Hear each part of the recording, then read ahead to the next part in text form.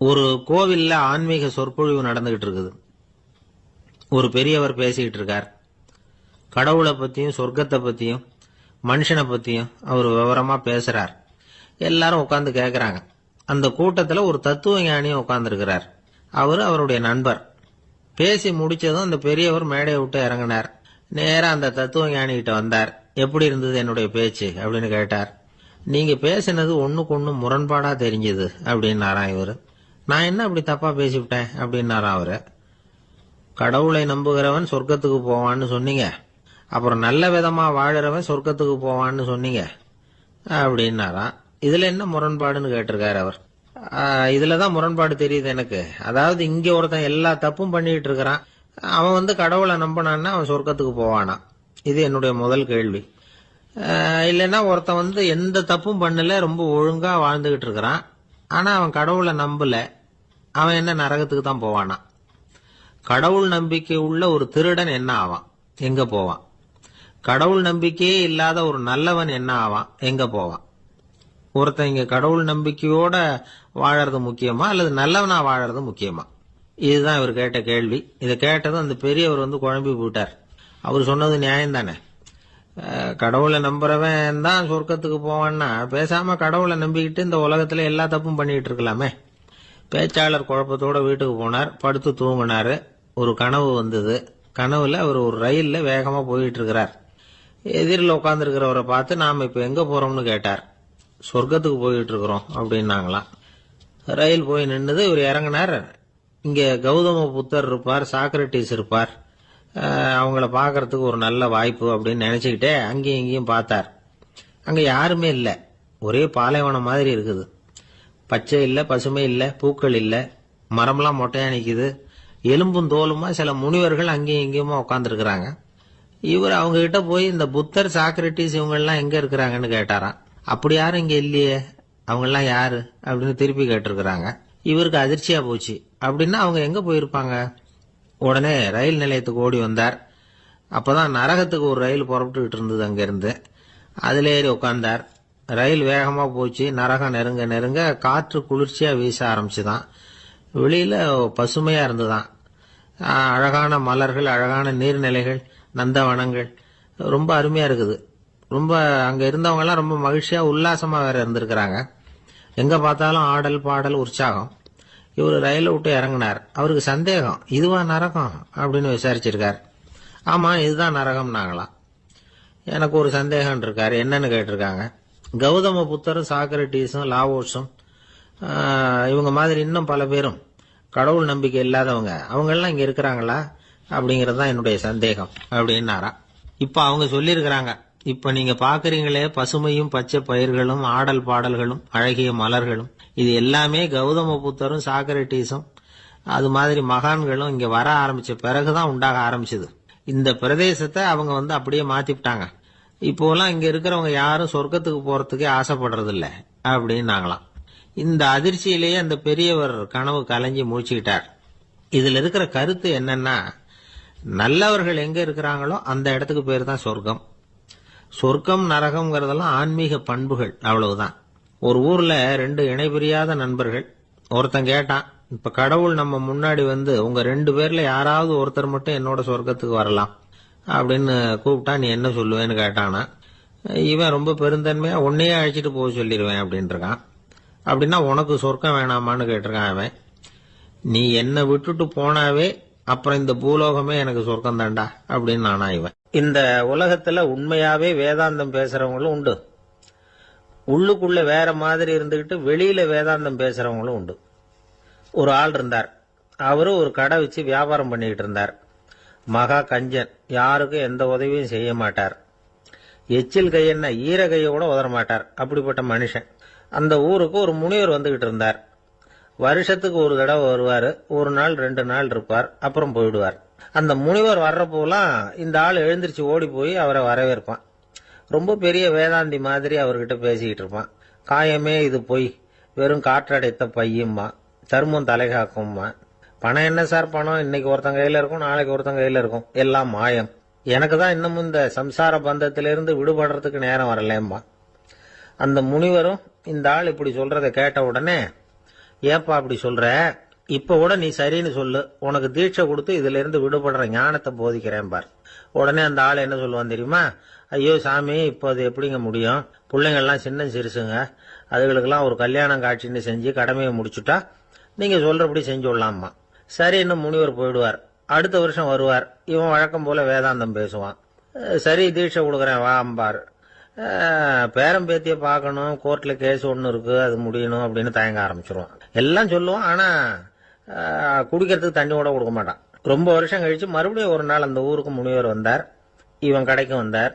அப்புறம் அங்க கல்லாவில் நம்ம ஆள் இல்லை, அவன் புள்ளதான் உட்காந்துருக்கிறான். அப்பாவை போலவே புள்ளையும் எழுந்திரிச்சு ஓடியாந்து முனிவரை வரவேற்றான். அப்பா எங்கன்னு விசாரிச்சாரு முனிவர். ஐயோ அதை ஏன் கேக்குறீங்க சாமி, உங்ககிட்ட தீட்சை வாங்கி இந்த சம்சார பந்தத்திலிருந்து விடுதலை பெறணும்னு சொல்லிக்கிட்டே இருப்பார், அது நிறைவேறாமலே போய் சேர்ந்துட்டார். போன மாசம் ஒரு நாள் திடீர்னு நெஞ்சு வலிக்குதுன்னாரு, அவ்வளவுதான் போட்டுன்னு போயிட்டார் அப்படின்னு புலம்புனான் பையன். இதை கேட்டதும் முனிவர் சிரிச்சாரான். அவன் எங்கடா போவான், உன் அப்பா எங்கேயும் போகல, இதோ வாழை ஆட்டிக்கிட்டு உன் காலடியிலே இருந்துகிட்டு இருக்கான் பார் அப்படின்னு சொல்லி அங்க நின்றுகிட்டு இருந்த ஒரு நாயை சுட்டி காட்டினாராம். என்ன சாமி சொல்றீங்க அப்படின்னு ஆச்சரியமா கேட்டிருக்கான் பையன். உடனே முனிவர் அந்த நாயோட தலையில ஒரு தட்டு தட்டி பேசுறா அப்படின்னாராம். உடனே அந்த நாய் வேதாந்தம் பேச ஆரம்பிச்சுட்டுதான். காயமே இது போய் வெறும் காற்றடைத்த பைய அப்படின்னு தான். முனிவர் சொன்னார், அடே இப்பவும் ஒன்னும் கெட்டு போகல, நீ விரும்புனா சொல்லு, உனக்கு தீட்சை கொடுத்து என் பின்னாடியே அழைச்சிட்டு போயிடுறேன், அங்க அழைச்சிட்டு போய் உனக்கு ஞானத்தை போதிக்கிறேன், வர்றியா அப்படின்னு கேட்டிருக்காரு. உடனே அந்த நாய் சொல்லிச்சான், ஐயோ அதை ஏன் கேக்குறீங்க சாமி, நான் உண்ணாம தின்னாம ஏராளமான சொத்து சேர்த்து வச்சுட்டேன், என் பிள்ளைங்க அதோட பெருமை தெரியாம ராத்திரி நேரம்லாம் கதவை திறந்து போட்டுட்டு தூங்கிடுவாங்க, அதனால இப்படி நாயா பிறந்து ராத்திரி பகலா சுத்தி சுத்தி காவல் காத்துட்டு கிடக்கிறேன், இப்ப எப்படி சாமி வர முடியும் அப்படின்னு கேட்டுதான். அறியாமையிலேயே சுகம் கண்டு இப்படி இருக்கிற ஆளுங்களுக்கு எப்படி விடுதலை கிடைக்கும், எப்ப விடுதலை கிடைக்கும் அப்படின்னு கேட்கிறார் தசாவதானி, திருக்குறள் பேர் ராமையா. அவர் கேட்கறது நியாயம் தானே. இந்த காலத்து பையன் ஒருத்தன் அப்பா கிட்ட சொன்னான், அப்பா இன்னைக்கு நான் ₹1 மிச்சப்படுத்தி விட்டேன் அப்படின்னு நானா. அப்படியா, என்னடா பண்ணேன்னு கேட்டிருக்காரு அப்பா. டவுன் பஸ்ல ஏறாம அது பின்னாடியே ஓடியாந்தேன், ₹1 மிச்சம் தானே அப்படின்றான். அட பாவி, ஒரு ஆட்டோ பின்னாடி ஓடியாந்துருந்தா ₹10 மிச்சமாயிருக்குமே, வேஸ்ட் பண்ணிட்டியே அப்படின்னாராம் அந்த அப்பா. பிரிட்டிஷ் ஆட்சி நடந்துகிட்டு இருந்த காலம் 1920களின் கடைசி. அப்போ நடந்த ஒரு உண்மை நிகழ்ச்சி இது. ஒரு கல்யாண மாப்பிள்ளை ரயில்ல இறங்க போறார். அவரை வரவேற்க ஒரு ராஜ குடும்பமே காத்துக்கிட்டு இருக்குது. மங்களூர்ல இருந்து இறங்குற அந்த மாப்பிள்ளை யார் தெரியுமா? ஒரு நாய். உண்மைதான், அந்த நாய்க்கு தான் கல்யாணம். சுதேசி சமஸ்தானத்து மன்னர்கள்ல ஒருத்தர் ஜூனாகட் மகாராஜா, அவரோட வளர்ப்பு நாய் ரோஷனாரா, அதுக்கு கல்யாணம் பண்ணி வைக்கணும்னு ஆசைப்பட்டார். மாப்பிள்ளை தேடினார். மங்களூர் மகாராஜாவோட வளர்ப்பு நாய் ஒன்னு இருந்தது, பேரு பாபி. இது ரெண்டுக்கும் கல்யாணம் நடத்த முடிவு பண்ணார். திருமணத்துக்கு வேண்டிய எல்லா ஏற்பாடுகளையும் பண்ணுங்க அப்படின்னு உத்தரவு போட்டார். ஆயிரக்கணக்கான அழைப்புதழ்கள், பல சமஸ்தான மன்னர்கள், ஜமீன்தார்கள், பிரிட்டிஷ் அதிகாரிகள், பெரிய பணக்காரங்க, இப்படி நிறைய பேருக்கு அழைப்புதழ்கள் அனுப்பி வச்சாங்க. பத்திரிகையை பார்த்தவங்க எல்லாம் திகைச்சு போயிட்டாங்களாம். இருந்தாலும் என்ன பண்றது, ராஜாவே அழைக்கிறார், போகாம இருக்க முடியுமா? அந்த சமயத்துல நாட்டின் கவர்னர் ஜெனரலா இருந்தவர் இர்வின் பிரபு, அவருக்கும் ஒரு பத்திரிகை போயிருக்குது. வாங்கி பார்த்ததும் அவருக்கு பயங்கர எரிச்சல். உடனே குப்பை தொட்டியில போட்டுட்டாராம். மாட்சிமை தங்கிய பிரிட்டன் சக்கரவர்த்தியின் பிரதிநிதியான தன்னை கேவலம் ஒரு நாயின் திருமணத்துக்காக அழைக்கிறதா அப்படின்னு அவருக்கு ஆத்திரம். இருந்தாலும் கல்யாணம் பிரமாதமா நடந்துதான். கல்யாணத்தன்னைக்கு பொண்ணுக்கு ஸ்பெஷல் குளியல், தண்ணீருக்கு பதிலாக வாசனை திரவியங்கள், பன்னீர், குளிச்சதுக்கு அப்புறம் அலங்காரம், வைர மாலை, முத்து மாலை, ஏகப்பட்ட அலங்காரம். மாப்பிள்ளைய அழைக்கிறதுக்கு ரயில்வே ஸ்டேஷன்ல ராஜ குடும்பமே காத்துக்கிட்டு இருக்குது. அவங்களோட வளர்ப்பு நாய்கள் 250. அத்தனை நாய்களுக்கும் பட்டு துணி போத்தி இருக்குது, முத்து வடங்கள் அணிவிச்சிருக்கிறாங்க. எல்லாம் ராஜ நாய்கள். அதுகளையும் வீதியில நடக்க விடலையாம். அதுகளை சுமந்துகிட்டு போக அலங்கரிக்கப்பட்ட யானைகள் காத்துக்கிட்டு இருக்குதாம். மாப்பிள்ளைக்கு வரவேற்பு எப்படி தெரியுமா? அது நடந்து வர்ற பாதை பூரா ரத்தன கம்பளம் விரிச்சிருக்குது. 2 பக்கமும் ராஜாங்க அதிகாரிகள் கைகட்டி நிக்கிறாங்க. அரசு படை வீரர்கள் அணிவகுப்பு மரியாதை செலுத்துறாங்க. அந்த நாய் ராஜ மரியாதையோட நடந்து வருது, நகையெல்லாம் போட்டுக்கிட்டு வருது. திருமண மண்டபத்துக்கு சேருது. அங்க கல்யாணம் அமோகமா நடக்குது. இந்த திருமணத்தை முன்னிட்டு அந்த ஜூனாகட் சமஸ்தானத்துக்கு 3 நாள் விடுமுறை வேற. கல்யாணத்துக்கு வந்திருந்தவங்களுக்கெல்லாம் ஏக தடபுடலா விருந்து, நாட்டியம் எல்லாம் பிரமாதமா நடந்துதான். இந்த கல்யாணத்துல கலந்துக்க வந்திருந்த மற்ற சமஸ்தானத்து மன்னர்கள், திவான்கள், அரச குடும்பத்தினர், இப்படி அவங்க 700 பேராம். அவங்க வந்து போறதுக்காக விசேஷ ரயில்கள்லாம் வேற விட்டுருக்காங்க. கல்யாணம் முடிஞ்சதும் அந்த நாய் தம்பதிகளோட பெரிய பெரிய மன்னர்கள்லாம் ஒன்னா உட்காந்து சாப்பிட்டாங்களாம். ஏர் கண்டிஷன் அறையில அந்த தம்பதிகள் கொஞ்ச காலம் வாழ்ந்திருக்கிறாங்க. கொஞ்ச நாள்ல மாப்பிள்ளைக்கு மரியாதை குறைய ஆரம்பிச்சுட்டுது. வெளியில துரத்தி விட்டாங்களாம். அந்த பெண் நாய் மட்டும் ராஜ போகங்களை அனுபவிச்சு வந்துதான். இந்த கல்யாணத்தை பார்த்துட்டு தொடர்ந்து மற்ற சமஸ்தானத்து மன்னர்களும் நாய் திருமணங்கள் நடத்த ஆரம்பிச்சுட்டாங்களாம். இது உண்மையில நடந்திருக்குது. இப்படி அது இருக்கட்டும். இப்ப நம்ம கதைக்கு வருவோம். ஒரு ராஜாவுக்கு ரொம்ப நாள் கழிச்சு ஒரு குழந்தை பிறந்துதான். அரண்மனை ஜோசியரை கூப்பிட்டுருக்கார் ராஜா. ஜோசியரே, என் மகன் வருங்காலத்துல சிறந்த வாழ் வீரனா வரணும்னு ஆசைப்படுறேன். வருவானாங்கிறத கொஞ்சம் பார்த்து சொல்லுங்களேன் அப்படின்னாராம். ஜோசியர் சொன்னார், மன்னா, உங்க புள்ள வாழ் வீரனா வர்றது கஷ்டம். ஆனா அவரும் உங்களை மாதிரியே நாய்க்குட்டிகள் பேர்ல பிரியமா இருப்பார். அதுகளுக்கு கல்யாணமும் பண்ணி வைப்பார் அப்படின்னாராம். அது எப்படி கண்டுபிடிச்சிங்க அப்படின்னு கேட்டிருக்கார் ராஜா. அரசே, உங்க பிள்ளைக்கு வாழ் மேல உள்ள பிரியத்தை காட்டிலும் நாய் மேல உள்ள பிரியம் அதிகம்ங்கிறதுக்கான அறிகுறி இப்பவே தெரியுது. நல்லா கவனிச்சு பாருங்க. அவரு வாழ்ன்னு கத்துறாரு அப்படின்னாரு. கவனிச்சு பார்த்துட்டு அப்படி எனக்கு காதுல விழலையே அப்படின்னாராம் மன்னர். அதனாலதான் சொன்னேன், அவர் கத்துறது வாழ்ன்னு கத்தல, வள்ளுன்னு கத்திக்கிட்டு இருக்கார். அதனாலதான் அப்படி சொன்னேன் அப்படின்னாராம் அரண்மனை ஜோசியர். கொஞ்சம் தூரத்துல நாம நிக்கிறோம். எட்டத்துல இருந்துகிட்டு அவரை கவனிக்கிறோம். அவர் போன்ல பேசுறத. அவர் பேசுகிற வார்த்தைகள் என்ன அப்படிங்கறது நம்ம காதுல விழல. ஆனாலும் அவர் பேசிக்கிட்டு இருக்கிறது நல்ல செய்தியா கெட்ட செய்தியா அப்படிங்கறத நம்மால யூகிக்க முடியும். மகிழ்ச்சியான செய்தியை பேசும்போது முகம் மலருது, புன்னகை பூக்குது. இதுல ஒண்ணு நீங்க கவனிக்கணும். தொலைபேசியில நாம பேசுறப்போ நம்மோட பேசுறவர் எதிரில் இல்ல. அவர் தொலைபேசி வழியா நம்ம குரலை மட்டும்தான் கேட்க போறார்.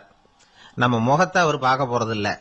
அப்படி இருந்தும் அப்ப நம்ம முகம் ஏன் மலரணும் அப்படின்னா இதுதான் உடல் மொழி, பாடி லாங்குவேஜ் அப்படின்னு சொல்றாங்க. நம்ம அறியாமலேயே நம்ம உடம்பு செய்திகளை தெரிவிக்குது பாருங்க, அதுதான் உடல் மொழி. ஒரு மனிதர் தொலைபேசியில பேசிக்கிட்டு இருக்கிறத நீங்க தூரத்துல இருந்து கவனிச்சுக்கிட்டே அவர் நண்பரோட பேசுறாரா, மனைவியோட பேசுறாரா, குழந்தையோட பேசுறாரா, இல்ல மேல் அதிகாரி கிட்ட பேசுறாரா, அல்லது அவருக்கு கீழே பணிபுரிகிறவர்கள் கிட்ட பேசுறாரா அப்படிங்கறத கண்டுபிடிக்கலாம். அதுக்கு காரணம் அவருடைய உடல் மொழி. இந்த உடல் மொழி கூட நம்ம வாழ்க்கையின் முன்னேற்றத்துக்கு பயன்படும். இத பத்தியெல்லாம் கூட சில நிபுணர்கள் ஆராய்ச்சி பண்ணி பார்த்திருக்கிறாங்க.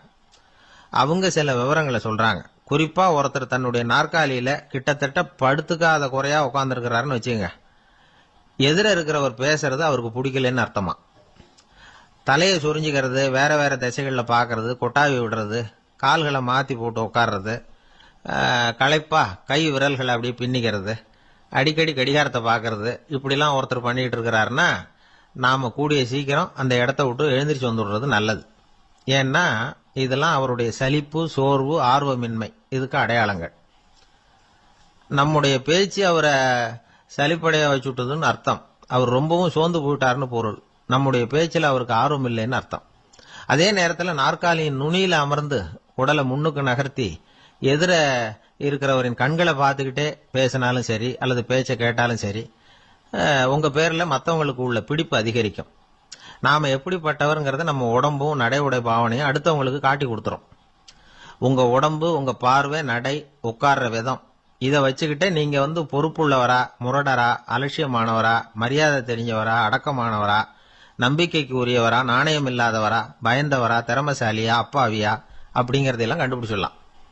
அதனால இந்த உடல் மொழியை புரிஞ்சுக்கிட்டு நம்மளை கொஞ்சம் சரிப்படுத்திக்கிட்டோம்னா வாழ்க்கையில சுலபமா பல காரியங்களை சாதிக்க முடியும்.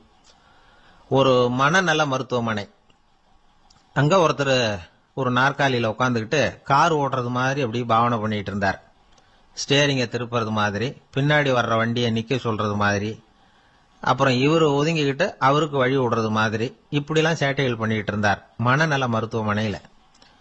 இத பார்த்துக்கிட்டு இருந்த ஒருத்தர் பக்கத்துல இருந்த இன்னொருத்தர்கிட்ட கேட்டார், இவர் ஏன் இப்படி பண்றாரு, இவருக்கு ஏன் அப்படி வந்தது நிலைமை அப்படின்னு சொல்லி அவர் விசாரிச்சார். அப்பா அவர் விவரம் சொன்னார்.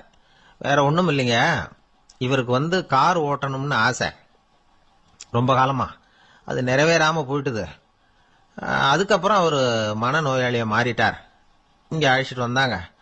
இங்க அழைச்சிட்டு வந்ததுல இருந்து அப்படிதான் பண்ணிட்டு இருக்கிறார். அவ கார் ஓட்டுறது மாதிரிலாம் பாவனை பண்ணிட்டு இருப்பார், திருப்புறது மாதிரி பண்ணுவார், பின்னாடி வர்றவங்களுக்கு இடம் விடுவார், இப்படிலாம் செய்யறார் அப்படின்னு விவரம் சொன்னாங்க. நீங்க சொல்லப்படாதா, இப்ப நீங்க கார் ஓட்டல, வெறும் நாற்காலியில தான் உட்கார்ந்து இருக்கிறீங்க அப்படின்னு நீங்க சொல்லப்படாதா அவருக்கு அப்படின்னு கேட்டாங்க. அது முடியாதுங்க, ஏன்னா அந்த காரை கழுவுறதுக்காக அவர் தினமும் எனக்கு 10 ரூபா கொடுத்துக்கிட்டு இருக்கிறார் அப்படின்னாராம் அங்க வேலை செஞ்சுக்கிட்டு இருந்த ஒருத்தர். அதனால வாழ்க்கையில நாம இந்த உடல் மொழியை புரிஞ்சுக்கணும். உடல் மொழிங்கிறது இப்ப ஆரம்பத்துல சொன்னது மாதிரி அந்த தொலைபேசியில பேசுறவங்கள தூரத்துல இருந்து பார்த்தாவே அவர் யாருகிட்ட பேசுறாரு என்ன பேசுறாருன்னு தெரியும். நம்ம முகத்தை நல்லா வச்சுக்கணும். உடல் மொழியை நம்ம புரிஞ்சுக்கிட்டு பயன்படுத்த ஆரம்பிச்சோம்னா எந்த முயற்சி பண்ணினாலும் அதுல வெற்றி நிச்சயம். ஒரு பூங்கா, அங்க ஒருத்தர் நின்றுட்டு இருக்கிறார். நின்றுகிட்டே ஏதோ ஆழ்ந்த யோசனையில இருக்கிறார். அந்த பக்கமா இன்னொருத்தர் வந்தார். இவரை கவனிச்சார். என்ன யோசனைன்னு கேட்டார். எப்படி எழுந்திருக்கிறதுன்னு யோசனை பண்ணிட்டு இருக்கிறேன்னாரு அவர். கேட்டவருக்கு ஒரு மாதிரி ஆயிட்டது. ஏற்கனவே நின்றுகிட்டு இருக்கிற ஒருத்தர் எப்படி எழுந்திருச்சு நிக்கிறதுன்னு யோசிக்கிறாருன்னா அது ஆச்சரியம் தானே. அதுக்கப்புறம் இவர் யோசிக்க ஆரம்பிச்சார், என்ன இவர் இப்படி பேசுறாரு அப்படின்னு. கீழே விழுந்தாதானே எழுந்திருச்சு நிக்க முடியும். அதனால எழுந்திருக்கணும்னு நினைக்கிறவங்க முதல்ல கீழே விழணும். இவர் முதல்ல கீழே விழணும், அதுக்கப்புறம் தான் எழுந்திருக்கிறது எப்படின்னு சிந்திக்க முடியும். இந்த உலகத்துல எல்லாருமே கீழே விழுந்து எழுந்தவர்கள் தான். இப்ப இந்த குழந்தை பருவத்துல கீழே விழாம நடைபயில கற்றுக்கிட்டவங்க யாராவது உண்டா? சின்ன வயசுல ஒரு தடவை கூட கீழே விழல சார், அப்படியே பிறந்தார் வளர்ந்தார் பெரியவர் ஆயிட்டார் அப்படின்னு யாரையும் சொல்ல முடியாது. அதனால மனுஷங்கிறவன் விழுந்து புரண்டு எழுந்துதான் நடக்க கத்துக்கிறான். ஒரு உண்மையை நாம எல்லாரும் புரிஞ்சுக்கணும். இந்த உலகத்துல தவறு செய்யாத மனிதர்களே யாரும் கிடையாது. அப்படி இருக்கிறப்போ எப்போதாவது நாம தவறு பண்ணிவிட்டோம்னா அதுக்காக மனசு உடைஞ்சு போயிடக்கூடாது, வாழ்க்கையில வெறுப்பு வந்துடக்கூடாது. ஒரு தவறு நடந்துட்டுதா அதுக்காக மனசு உடைஞ்சு போடாதீங்க, அதை ஒரு பாடமா எடுத்துக்கங்க. அதே தவறு மறுபடியும் நடக்காம வேணும்னா பாத்துக்கலாம், அது போதும். தடைக்கல்ல படிக்கல்லாம் மாத்திக்கணும், இதுதான் இதுல முக்கியம். ஒரு அலுவலகம், அங்க ஒரு அதிகாரி, அவர் உயர்ந்த பதவியில் இருந்தார், சிறந்த நிர்வாகின்னு பேர் வாங்கினவர். அவர் தனக்கு கீழே வேலை செய்யறவங்க கிட்ட எல்லாம் சொல்லுவாராம், இந்த நிறுவனத்துல நீங்க எத்தனை தடவை வேணும்னாலும் தவறுகள் செய்யலாம், ஆனா ஒரே விஷயம் என்னன்னா ஒரே தவறை மறுபடியும் செய்யக்கூடாது, அது முக்கியம் அப்படின்பாராம். இத மேம்போக்கா பார்த்தா அவர் ஏதோ தன்னுடைய ஊழியர்களை தவறு செய்ய தூண்டுறது மாதிரி தெரியும். ஆனா உண்மை அப்படி இல்லை. இன்னைக்கு என்ன நடக்குது தெரியுமா? அநேகமா எல்லா மனிதர்களுமே ஒரே தவறை தான் மறுபடியும் மறுபடியும் செய்யறாங்க. விளையாட்டு வீரர்கள் ஒரே மாதிரியான தவறுகளை திரும்ப திரும்ப செய்யறது உண்டு.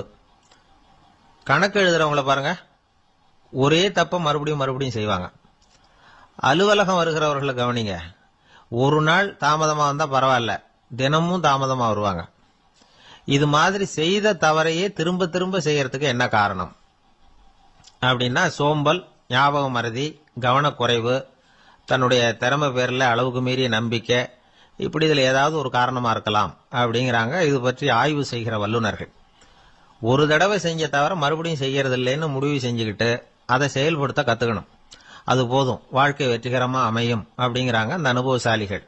அதனால வெற்றிகரமா வாழ்க்கையில நடைபோட விரும்பும் இளைஞர்கள் தவிர்க்க வேண்டியது என்னன்னா, முதல்ல சோம்பலை தவிருங்கள், சுறுசுறுப்பாக இயங்குங்கள் அப்படிங்கறது அவங்க அறிவுரை. 2வது ஞாபக மறதி, எந்த செயல்லையும் ஈடுபாடு வேணும், அக்கறை வேணும். 3வது கவனக்குறைவு, எதையும் அலட்சியப்படுத்தக்கூடாது. 4வது என்னால முடியாது எதுவுமே கிடையாது அப்படிங்கிற அளவுக்கு மீறிய நம்பிக்கை, அது ஆபத்துல கொண்டு போய் விட்டுரும். அதனால முதல் தவறு உங்களுக்கு ஒரு பாடமா அமையணும். ஒரு மனிதர், அவர் தன்னுடைய 2 காதுலையும் கட்டு போட்டுக்கிட்டு வந்தார். அவருடைய நண்பர் அதை கவனிச்சுட்டார். என்ன சார் ஆச்சு, 2 காதுலையும் கட்டு போட்டுருக்கீங்களே அப்படின்னு விசாரிச்சார். ஒண்ணுமில்ல சார், வீட்டுல ரொம்ப ஆர்வமா டிவியில கிரிக்கெட் மேட்ச் பார்த்துக்கிட்டு இருந்தேன். அப்போ என்னுடைய மனைவி துணிகளுக்கு அயன் பண்ணிட்டு இருந்தாங்க. அயன் பாக்ஸை அப்படியே வச்சுட்டு அடுப்பங்கரைக்கு போயிட்டாங்க. அந்த சமயம் பார்த்து டெலிஃபோன் பண்ணி அடிச்சுது. அவசரமா ஓடி போய் அதை எடுத்து காதில் வச்சேன். அப்பதான் தெரியும் அது அயன் பாக்ஸுங்கிற விஷயம். சூடா இருந்ததா, சுட்டு விட்டுது அப்படின்னார். ஒரு காது சரி சார், 2 காதும் ஏன் அப்படி ஆச்சு அப்படின்னு கேட்டார். அதே ஆளு மறுபடியும் போன் பண்ணா சார் அப்படின்னாரு இவர் எவ்வளவு தூரம் யோசிச்சிருப்பாரு பாருங்க. அதனால ஒரு தவறு மறுபடியும் நடக்கக்கூடாது. முதல் தவறு உங்களுக்கு ஒரு பாடமாக அமையட்டும் அப்படிங்கிறது தான் இதுல இருந்து நாம தெரிந்து கொள்ள வேண்டிய கருத்து. அதனால தவறுகள் அதெல்லாம் தடைக்கெல்லாம் நினைக்க வேண்டாம், படிக்கெல்லாம் நினைப்போம். அப்படி நினைச்சோம்னா வாழ்க்கையில வெற்றி நிச்சயம். அவர் ஒரு நாள் வீட்டு திண்ணையில உட்கார்ந்துருந்தாராம். அப்போ தெருவில் ஒரு பிச்சைக்காரன் அந்த வழியா வந்திருக்கிறான். பிச்சை கேட்டிருக்கான். அந்த சமயத்துல தர்மர் வேற ஏதோ வேலையா இருந்திருக்கிறார். அதனால பிச்சைக்காரனை பார்த்து நாளைக்கு வா அப்படின்னு சொல்லிவிட்டார். அவனும் சரின்னு சொல்லிட்டு போயிட்டான். பீமன் இத பார்த்துக்கிட்டு இருந்தான். உடனே அவன் என்ன செஞ்சான் தெரியுமா?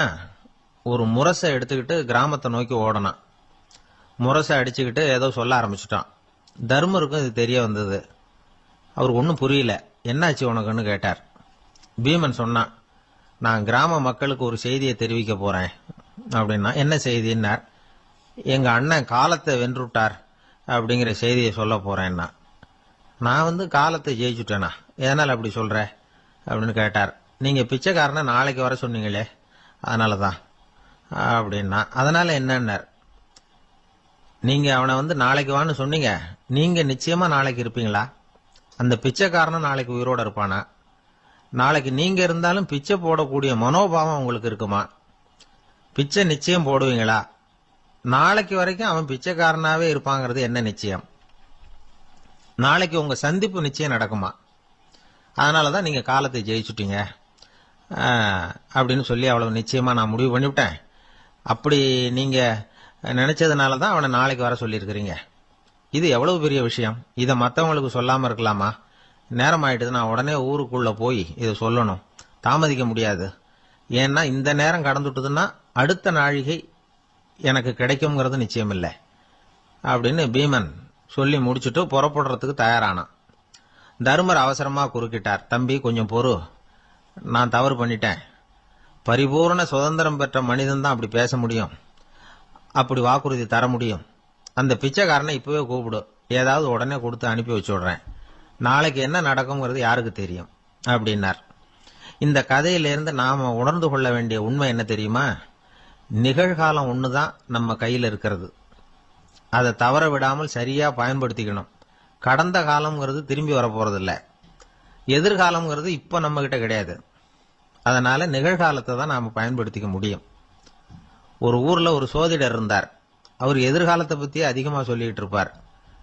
அவருடைய சோதிடத்தை எப்படியாவது பொய்யாக்கி போடணும் அப்படின்னு சொல்லி 2 இளைஞர்கள் தீர்மானம் பண்ணிட்டாங்க. அதுக்காக ஒரு திட்டம் போட்டாங்க. அது குளிர்காலம். ஒரு இளைஞன் பெரிய கோட்டு ஒண்ணு சட்டைக்கு மேல போட்டுக்கிட்டான். அந்த மேல் கோட்டுக்குள்ள ஒரு புறாவை மறைச்சு வச்சுக்கிட்டான்.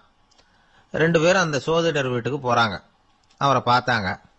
இத பாருங்க, இந்த கோட்டுக்குள்ள ஒரு புறாவை மறைச்சு வச்சிருக்கிறோம். அந்த புறா இப்ப உயிரோட இருக்கா, இறந்து போச்சா, இதை நீங்க சொல்லணும். சரியா சொல்லிவிட்டா உங்க ஜோசியத்தை நம்புறோம் அப்படின்னாங்க. இவங்க மனசுக்குள்ள என்ன திட்டம்னா, புறா உயிரோட இருக்குன்னு அவர் சொல்லிவிட்டாருன்னா அப்படியே கையால் அமைக்க அதை கொண்டுட வேண்டியது. புறா உயிரோட இல்லைன்னு சொல்லிவிட்டாருன்னா அப்படியே உயிரோட எடுத்து காட்டிவிட வேண்டியது. இதுதான் அந்த இளைஞர்களோட திட்டம். அவர் என்ன பதில் சொன்னாலும் அவர் சொல்றது பொய்ன்னு நிரூபணம் பண்ணிவிடலாம்ல. இதுதான் அவங்க நம்பிக்கை. இந்த சோதிடர் எல்லா வகையிலையும் தப்பிக்க முடியாதுன்னு அவங்க நம்பினாங்க. ஆனா அந்த சோதிடர் சொன்ன பதில் இவங்களை திகைக்க வச்சுட்டுது. அவர் என்ன சொன்னார் தெரியுமா? உங்க கோட்டுக்குள்ள இருக்கிற புறா உயிரோட இருக்கா செத்து போச்சா அப்படின்னு தானே கேக்குறீங்க. அது உங்க கையில இருக்கு. அது சாகவும் இல்லை, உயிரோடவும் இல்லை. அந்த பறவையின் வாழ்வும் சாவும் உங்க கையில தான் இருக்குன்னார். இவங்க தோல்வியை ஒத்துக்கிட்டாங்க. இந்த கதையை நமக்கு ஒரு உண்மையை உணர்த்துது. இன்றைய இளைஞர்கள் எதிர்காலம்ங்கிற பறவையை தங்களுக்குள்ள வச்சிருக்கிறாங்க. அந்த பறவையின் வாழ்வும் தாழ்வும் அவங்க கையில தான் இருக்கு. நமது வாழ்க்கைங்கிறது நமது கையில. நாம நல்லா இருக்கிறதும் இல்லாம போறதும் நாம தான் காரணம். ஒரு மருத்துவமனை படுக்கையில கிடந்த நோயாளி சொன்னார், டாக்டர் என்னோட வாழ்வும் சாவும் உங்க கையில தான் இருக்கு, ஏன்னா இப்ப எனக்கு ஆபரேஷன் பண்ண போறது நீங்க அப்படின்னாரு. பயப்படாதீங்க, எல்லாம் நாங்க பாத்துக்கிறோம்னாரு டாக்டர். அதுக்குள்ள டாக்டர், நான் இது வரைக்கும் ஆஸ்பத்திரி பக்கமே வைத்தியத்துக்குன்னு வந்ததில்லை, இதுதான் எனக்கு முதல் ஆபரேஷன், அதுதான் பயமா இருக்குன்னார் நோயாளி. டாக்டர் சொன்னார், எனக்கும் இதுதான் முதல் ஆபரேஷன், அதுக்காக நான் என்ன பயப்படுறேன்னா பாருங்க, தைரியமா இருங்கன்னார். அதனால நம்ம வாழ்க்கையை நாம தான் தீர்மானிக்கணும். அப்படி அதை தீர்மானிக்கிற பக்குவம் நமக்கு வந்துட்டதுன்னா வாழ்க்கையில வெற்றி நிச்சயம். ஒரு பெரிய காடு, அந்த காட்டுக்கு மத்தியில ஒரு ஆசிரமம். அங்க ஒரு முனிவர் இருந்தார்.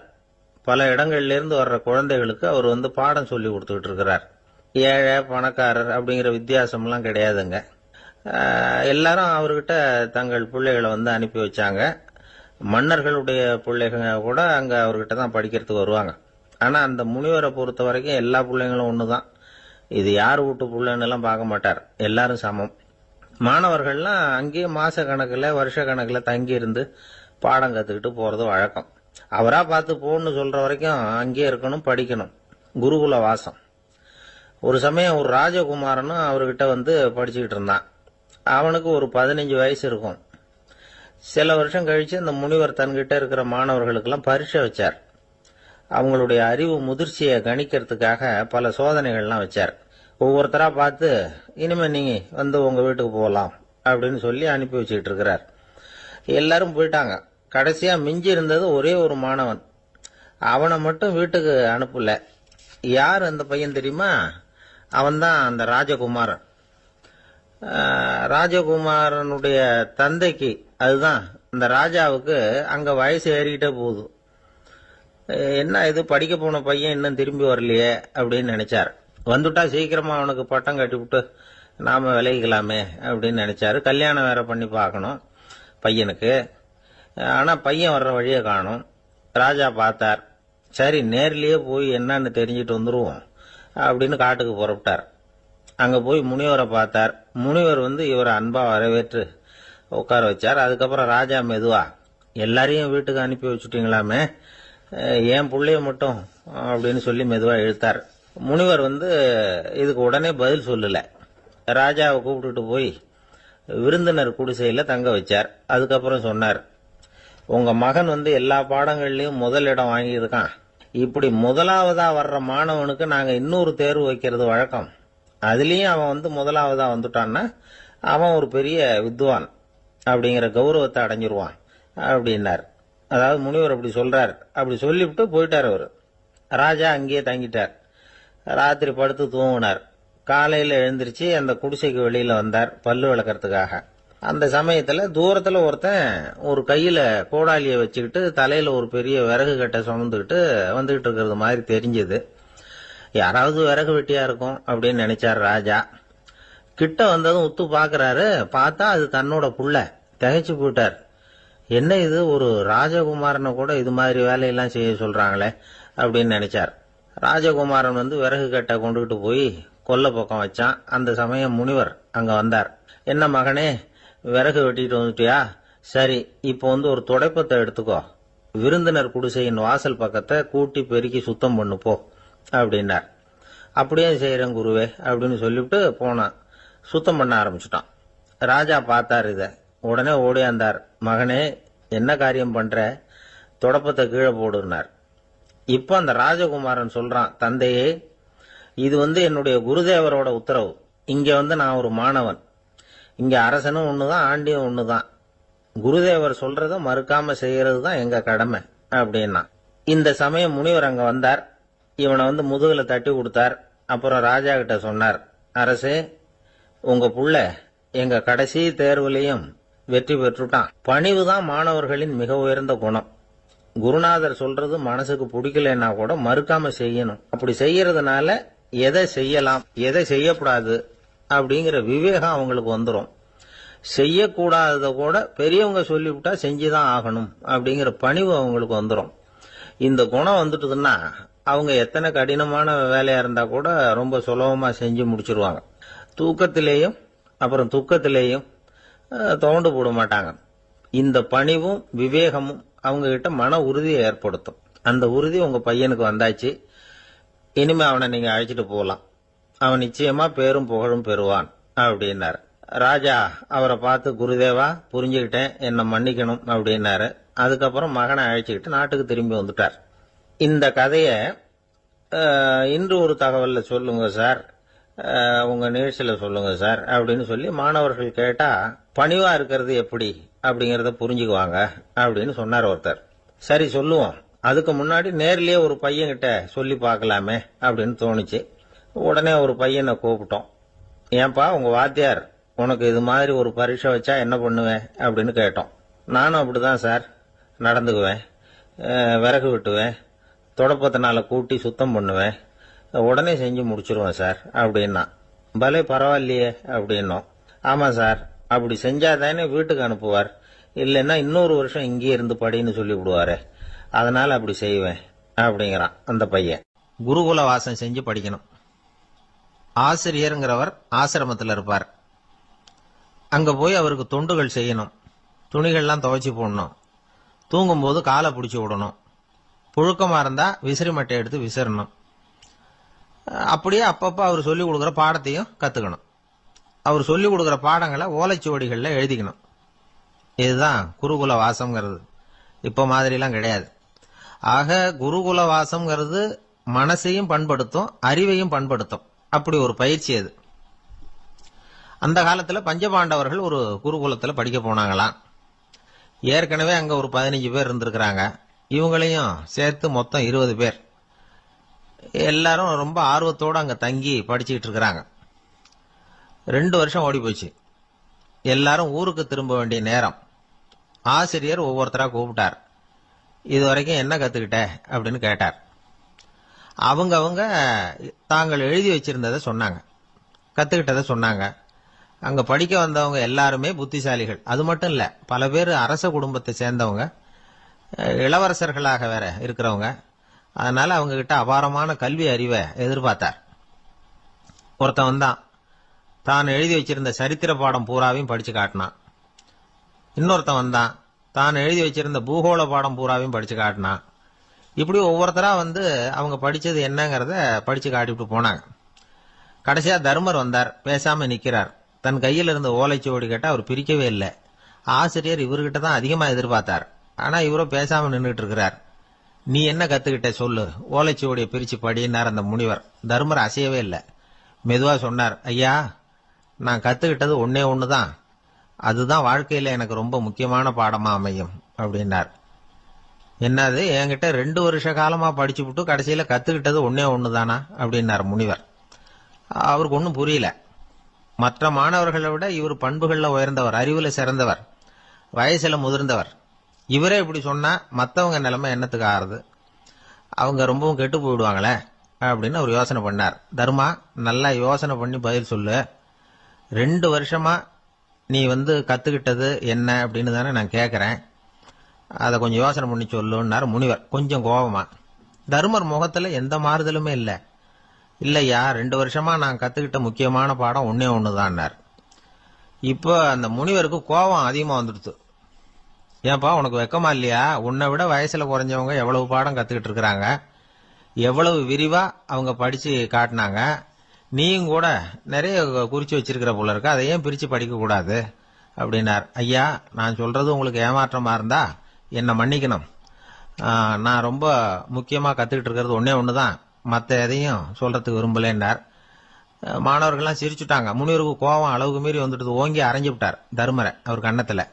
தர்மர் கண்ணை செவந்து போட்டுது, கண்கள் கலங்கி போச்சு. ஆனாலும் அவர் அமைதியை இழக்கல, தலை குனிஞ்சு நிக்கிறார். இவருடைய புடிவாதம் முனிவருக்கு இன்னும் ஆத்திரத்தை உண்டாக்கி விட்டது. இன்னொரு கண்ணத்திலே அரைஞ்சார். எல்லாரும் பயந்து போய் அமைதியா நின்றுட்டு இருக்கிறாங்க. முனிவர் கத்துறார், அப்படி நீ கத்துக்கிட்ட அந்த முக்கியமான பாடம் தான் என்ன, அதையாவது சொல்லு அப்படின்னார். ஐயா அதை மட்டும் ஒரு ஓலைச்சுவடியில தனியா குறிச்சு வச்சிருக்கிறேன், இந்தாங்க இதை நீங்களே படிச்சு பாருங்கன்னார். தர்மர் ஓலைச்சுவடியை நீட்டினார். முனிவர் அதை வாங்கி பிரிச்சார், சத்தம் போட்டு படிச்சார். என்ன எழுதியிருக்காருன்னா, எப்படிப்பட்ட சோதனை ஏற்பட்டாலும் நிதானம் இழந்து கோபத்துக்கு ஆளாக கூடாது அப்படின்னு. இதான் அந்த ஓலைச்சுவடியில அவர் எழுதி வச்சிருந்தது. அந்த ஒரு கணத்திலேயே முனிவரும் எல்லா மாணவர்களும் தர்மரை புரிஞ்சுக்கிட்டாங்களாம். அவர் கத்துக்கிட்டது ஏட்டு சுரக்கா இல்ல, வாழ்க்கையில பயன்படக்கூடிய முக்கியமான அனுபவ பாடம். முனிவர் கண்கள்ல கண்ணீர். தர்மர் அன்போட கட்டி தழுவிக்கிட்டார். அப்புறம் சொன்னார், தர்மா என்ன மன்னிச்சிரு, நீ மாணவன் இல்ல ஆசிரியன், நான் இதுவரைக்கும் தெரிஞ்சுக்காத அனுபவ பாடத்தை நீ இப்ப எனக்கு கத்து கொடுத்துட்ட அப்படின்னு சொன்னாராம். அதனால நிதானம் தவறக்கூடாதுங்கிறது ரொம்ப முக்கியமான ஒரு செய்தி. ஒரு ஆசிரியர் மாணவனை ஒரு கண்ணத்துல ஓங்கி அரைஞ்சுட்டார். இவன் நிதானம் தவறல, அமைதியா நின்றுகிட்டு இருந்தான்.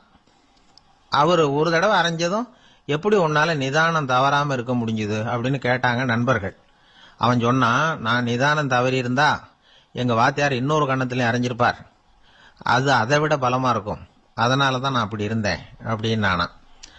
ஆக நாம தெரிந்து கொள்ள வேண்டியது வாழ்க்கையில நிதானம் தவறாமல் இருக்க வேண்டும். அதுதான் வெற்றியின் ரகசியம். வாழ்க்கையில ரொம்பவும் அடிபட்டு அல்லல் போட்டுக்கிட்டு இருக்கிற ஒருத்தர் வந்தார்.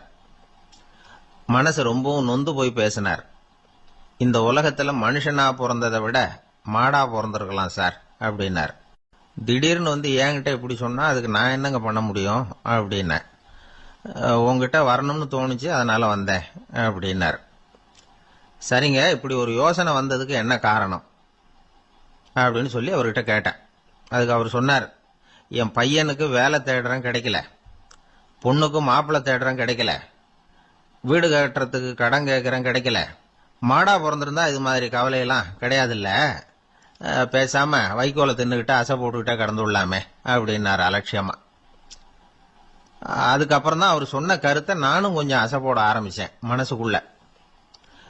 இப்போ இயற்கையை பொறுத்த வரைக்கும் அது நாம எல்லாரும் மகிழ்ச்சியா வாழணும் அப்படின்னு தான் விரும்புது. விலங்குகள், பறவைகள், தாவரங்கள், அப்புறம் மற்ற உயிரினங்கள் எல்லாமும் நல்லபடியா இருக்கணும் அப்படிங்கிறது தான் இயற்கையோட விருப்பம். அதுல ஒன்றும் சந்தேகம் இல்லை. இயற்கையோட அமைப்பை கொஞ்சம் கவனிச்சு பார்த்தா அதை நாம நல்லா புரிஞ்சுக்கலாம். இருந்தாலும் இந்த ஆள் சொன்னதை கேட்ட பிறகுதான் ஒரு முக்கியமான வேறுபாடு புரிஞ்சுது. அதாவது இந்த உலகத்துல உள்ள முக்கியமான பிரச்சனைகள் 6. அந்த 6 பிரச்சனைகளும் ஆடு மாடுகளுக்கு கிடையாது, மரம் செடி கொடிகளுக்கு கிடையாது. ஆனா மனுஷன் அந்த 6 பிரச்சனைகளையும் சந்திக்க வேண்டியிருக்கு. சரி, அந்த 6 பிரச்சனைகள் என்னென்ன தெரியுமா? முதல்ல இந்த ஆடு மாடுலாம் நமக்குன்னு சொந்தமா ஒரு வீடு இல்லையே அப்படின்னு கவலைப்பட்டுக்கிட்டு இருக்கிறது இல்ல. ஆனா மனிதனுக்கு வீடு தேவைப்படுது. இது ஒரு வித்தியாசம். இப்ப 2வது பிரச்சனை என்னன்னா ஆடை பிரச்சனை. ஒரு கோழியோ சேவலோ நாம போட்டுக்கிறதுக்கு ஒரு சட்டை இல்லையே அப்படின்னு கவலைப்படுறது இல்ல. ஆனா மனுஷனுக்கு அந்த கவலை உண்டு. சரி, இப்ப 3வது என்னன்னு பார்த்தா கல்வி பிரச்சனை. ஒரு பசுமாடு கவலையோட நின்றுகிட்டு இருக்கு அப்படின்னு வச்சுக்குவோம். நீங்க அதுகிட்ட போய், ஏன் பசுமாட கவலையோட நின்றுகிட்டு இருக்கிற அப்படின்னு கேக்குறீங்க. என் கண்ணுக்குட்டிக்கு எல்கேஜியில் இடம் கிடைக்கல, டொனேஷன் கொடுக்கறதுக்கு கையில பணமும் கிடையாது, சிபாரிசுக்கு யாரை பிடிக்கிறதுன்னு தெரியல, இப்படியா சொல்லிட்டு இருக்கோம். அதுக்கு அந்த கவலையெல்லாம் கிடையாது. ஆனா மனிதனுக்கு அந்த கவலை உண்டு. 4வது என்னன்னு பாத்தீங்கன்னா வேலை வாய்ப்பு பிரச்சனை. வேலை கிடைக்கலையே அப்படின்னு வேப்ப மரம் கவலைப்படுறது இல்ல, ஆனா மனுஷன் கவலைப்படுறான். 5வது என்னன்னு பார்த்தா கல்யாண பிரச்சனை. எரும மாடு பசுமாடு எல்லாம் பொண்ணுக்கு மாப்பிள்ளை தேடிட்டாலே இது பேப்பர்ல மணமகன் தேவை அப்படின்னு விளம்பரமா கொடுக்குது, அதெல்லாம் கிடையாது. 6வது என்னன்னு பாத்தீங்கன்னா பணம் சம்பந்தமான பிரச்சனை. ஆடு மாடுலாம் பணத்தை சேமிக்கணும்னோ ஏதாவது நிதி நிறுவனத்துல முதலீடு பண்ணணும்னோ நினைச்சுக்கிட்டு இருக்கிறது இல்ல. பணத்தை எப்படி காப்பாத்துறது அப்படிங்கிற கவலையும் அதுகளுக்கு கிடையாது. குதிரை வந்து குளம்போட பிறகுது, அதனால அது காடு மேடெல்லாம் கவலை இல்லாம தெரியலாம். ஆடு வந்து உடம்புல ரோமத்தோட பிறகுது, அதனால அது குளிரை பத்தி கவலைப்பட வேண்டிய அவசியம் இல்லை. ஆனா மனுஷனை பாத்தீங்கன்னா அவன் தான் ஒண்ணுமில்லாம பிறக்கிறான். ஏன் இந்த பாகுபாடு அப்படின்னு கேட்டா இத பத்தி கொஞ்சம் சிந்திச்சு பார்க்கணும். அதாவது இந்த சந்தேகத்தை ஒரு பெரியவர்கிட்டையும் கேட்டேன். அவரு சொன்னார் இதுக்கு பதில். அவரு இதே கேள்வியை இயற்கை கிட்ட கேட்டாராம். இயற்கை பதில் சொல்லிச்சான், வேற யாருக்கும் கொடுக்காத ஒரு வலுவான கருவிய, ஒரு பவர்ஃபுல் வெப்பன் மனுஷனுக்கு கொடுத்திருக்கிறேன்னு, அந்த கருவியை உபயோகப்படுத்தி அந்த 6 பிரச்சனை மட்டும் இல்ல 6 கோடி பிரச்சனைகள் இருந்தாலும் அதையெல்லாம் சமாளிக்கலாம். அது கருவி என்ன தெரியுமா? அதுதான் 6வது அறிவு. அதை உபயோகப்படுத்தினா காலுக்கு செருப்பு தயார் பண்ணிக்கலாம், குளிருக்கு போர்வை தயார் பண்ணிக்கலாம், என்ன வேணும்னாலும் செய்யலாம் அப்படின்னு இயற்கை பதில் சொல்லிச்சான். அதனால நாம செய்ய வேண்டியது என்னன்னா இயற்கையை முதல்ல சரியா புரிஞ்சுக்கணும். இயற்கையின் படைப்பையே நாம வந்து சரியா புரிஞ்சுக்கிறது இல்லையே, அதுதான் வேதனை. இந்த கதையை கேளுங்க. இப்ப நகரத்திலிருந்து ஒரு ஆளு கிராமத்துக்கு வந்தான். அங்க ஒரு சிறுவன் மாடு மேய்ச்சிக்கிட்டு இருந்தான். நகரத்து ஆள் சொன்ன, எவ்வளவு அழகான பசு, அது சரி இதுக்கெல்லாம் ஏன் கொம்பு இல்லைன்னா. இதுக்கு அந்த பையன் பதில் சொன்னான், பசுமாட்டுக்கு கொம்பு இல்லாததுக்கு பல காரணங்கள் உண்டு. கண்ணுக்குட்டியா இருந்தா கொம்பு இருக்காது, பசு வளர்ந்து பெருசானதுக்கு அப்புறம் தான் கொம்பு முளைக்கும், இது ஒரு காரணம். சில சமயம் வளர்ற கொம்பு எடுத்து விடுறது உண்டு, அது ஒரு காரணம். ஆனா இதுக்கு ஏன் கொம்பு இல்லைன்னு கேக்குறீங்க. அதுக்கு என்ன காரணம்னா இது பசு இல்ல குதிரை அப்படின்னானா. ஒரு சின்ன பையன் என்னை தேடிட்டு ஓடி வந்தான். ஒரு கதை சொல்லுங்கன்னா, சொந்தமா எதுவும் தெரியாத என்ன, உங்களுக்கு சொந்தமா எதுவும் தெரியாதுன்னு எனக்கும் தெரியும் அப்படின்னா. இந்த பையன் அடிக்கடி என்கிட்ட வந்து கதை கேட்கிறவன், அதனால என்னோட ரகசியம்லாம் அவனுக்கு அத்துப்படி. அதனால தான் அவ்வளவு தெளிவா அடிச்சு விடுறான். சரி, இப்ப என்ன செய்யலாம்னு, பழைய கதை ஏதாவது ஒன்று சொல்லுங்களேன்னா. உனக்கு கிருஷ்ணதேவராயரை தெரியுமான்னு. அவர்கிட்ட நேரில் பழக்கம் இல்லை, ஆனா அவரை பத்தி புஸ்தகத்துல படிச்சிருக்கேன்னா. சரி, இவங்கிட்ட மேற்கொண்டு பேச்சு கொடுத்தா நம்மள ஒரு மாதிரி ஆக்கி விடுவான் அப்படிங்கறத யூகம் பண்ணிக்கிட்டு அவனை உட்கார வச்சு கடைசி வரைக்கும் குறுக்க பேசக்கூடாது அப்படின்னு ஒரு கண்டிஷனையும் போட்டுட்டு அந்த கதையை சொன்னேன். ஒரு சமயம் கிருஷ்ணதேவராயர் சமஸ்தானத்துக்கு ஒரு பெரிய வித்வான் வந்து சேர்ந்தாராம். என்னோட போட்டி போடுறதுக்கு இந்த ஊர்ல யாராவது இருக்கீங்களா அப்படின்னு சவால் விட்டாராம். அந்த ஊர்ல இருந்த பெரிய பெரிய வித்வான்லாம் இது ஏதுடா வம்பா போச்சுன்னு நினைக்க ஆரம்பிச்சுட்டாங்க. யாரும் அந்த ஆளோட போட்டி போடுறதுக்கு தயாரா இல்லை. எல்லாரும் நடுங்கிட்டு இருக்கிறாங்க. அந்த நேரத்துல ஒருத்த மட்டும் தைரியமா முன்னுக்கு வந்தான். அது யாருன்னா தெனாலிராமன். அந்த சமஸ்தானத்துல விகட கவி அவன். என்ன அனுப்புங்க போட்டிக்கு, நான் ஜெயிச்சு காட்டுறேன்னா. உனக்கு அவ்வளவு தைரியம் இருக்குதா அப்படின்னு கேட்டாங்க. தைரியம் மட்டும்தான் என்கிட்ட இருக்குது, ஆனா தைரியம் இருந்தா அதிர்ஷ்டம் தேடிட்டு வருங்கிறது எனக்கு தெரியும் அப்படின்னா. அடுத்த நாள் போட்டி ஆரம்பமாச்சு. அந்த பெரிய வித்வான் வந்து நின்னார். தெனாலிராமன் எதிரில் வந்து நின்னான். அந்த வித்வான் ஒரு விரல காட்டினார். தெனாலிராமன் பதிலுக்கு 2 விரல காட்டினான். வித்வான் 3 விரல காட்டினார். இவன் உடனே 4 விரல காட்டினான். உடனே 5 விரல காட்டினார் அவரு. தெனாலிராமன் உடனே தன்னுடைய கை முஷ்டியை காட்டினான், கையை மூடி காட்டினான். அவ்வளவுதான். அந்த பெரிய வித்வான் கிருஷ்ணதேவராயர் காலில் விழுந்தார். நான் தோத்துட்டேன், என் தோல்வியை ஒத்துக்கிறேன் அப்படின்னு சொல்லிவிட்டார். கிருஷ்ணதேவராயர் அவரை தனியா அழைச்சிட்டு போய் என்ன நடந்ததுன்னு விசாரிச்சார். அந்த வித்வான் விளக்கம் கொடுத்தார். ஆண்டவன் ஒருவன் தான் உண்டுங்கிறத விளக்கறதுக்காக நான் ஒரு விரல காட்டினேன். அப்படி இல்ல, சக்தியை சேர்த்தா சக்தி சிவன் 2 பேர் உண்டுன்னு உங்க வித்வான் 2 விரல காட்டினார். மூர்த்திகள் 3 பேருங்கிறதுக்காக நான் 3 விரல காட்டினேன். வேதங்கள் 4ன்னு சொல்லி அவர் 4 விரல காட்டினார். பஞ்சபூதங்கள் 5ன்னு நான் 5 விரல காட்டினேன். அதையெல்லாம் அடக்கி ஆளணும்னு சொல்லி அவர் கையை மூடி உறுதியா காட்டினாரு. அடடா, உங்க வித்வானுக்கு எப்பேற்பட்ட அறிவு, அவர் தான் ஜெயிச்சார், நான் தோத்துட்டேன் அப்படின்னார் அவர். அப்படி சொல்லிவிட்டு அவர் போயிட்டார். அதுக்கப்புறம் தெனாலிராமனை கூப்பிட்டு என்னப்பா நடந்தது அப்படின்னு கேட்டாராம். அதுக்கு தெனாலிராமன் விளக்கம் கொடுத்துருக்கிறான். அவன் முதல்ல என்ன கொன்னுடுவேன்னு அந்த வித்வான் ஒரு விரல காட்டினான். உடனே ஒரு 2 கண்ணையும் தோண்டி போடுவேங்கிறதுக்காக நான் 2 விரல காட்டினேன். உனக்கு நாமம் போட்டுருவேன்னு சொல்லி 3 விரல காட்டினான். அதை அழிச்சிருவேன்னு 4 விரல காட்டினேன். உன்னை அரைஞ்சிருவேன்னு அவன் 5 விரல காட்டினான். நான் உங்களை குத்தி போடுவேன்னு சொல்லி கையை மூடி காட்டினேன் அப்படின்னா. இப்ப பாருங்க, ஜெயிச்சது யார்? தைரியம் மட்டும் இருந்துட்டா அதிர்ஷ்டம் தானா தேடி வருங்கிறது எவ்வளவு உண்மையா போச்சு. அதனால நாம எப்பவும் தைரியமா இருக்கணும்னு சொல்லிவிட்டு என் எதிரில் கதை கேட்டுட்டு உட்காந்துருந்த சின்ன பையனை பார்த்தேன்.